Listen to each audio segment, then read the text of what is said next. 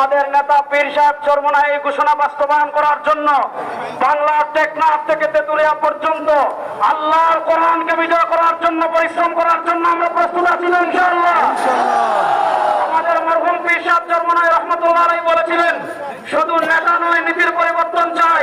বাংলাদেশের নেতার পরিবর্তন অনেকবার হয়েছে, ক্ষমতার পরিবর্তন অনেকবার হয়েছে, চেয়ারের পরিবর্তন অনেকবার হয়েছে, এদেশের মানুষের ভাগ্যের পরিবর্তন হয় নাই। আর আমরা পুরাতন কোন বউকে নতুন শাড়ি পরে আনবো না।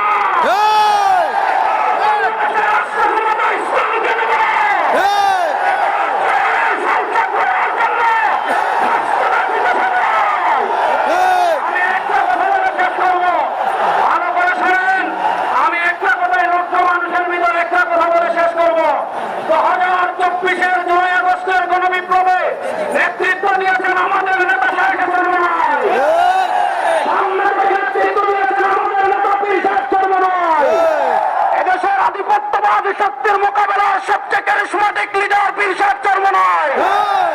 আমরা দেখেছি 2024-এর 2 আগস্টের গণবিপ্লবের পর আমরা দেখেছি, নাম বলছি না, কেউ কেউ বাংলাদেশে আল্লাহকে নিয়ে কটূক্তি করছেন, নবীকে নিয়ে কটূক্তি করছেন। আজকে চরমোনাই স্পষ্ট ঘোষণা করছি, এই পরিবর্তিত বাংলাদেশে কেউ আল্লাহকে নিয়ে কটূক্তি করলে তার যে বেঁচে যেতে হবে। আমার নেতা ঘোষণা দিয়েছেন, সংসদে কোরআনের আলো জ্বালবে, প্রস্তুত আছেন মুসলমান? দেখা হবে রাজপথে ইনশাআল্লাহ। আসসালামু আলাইকুম।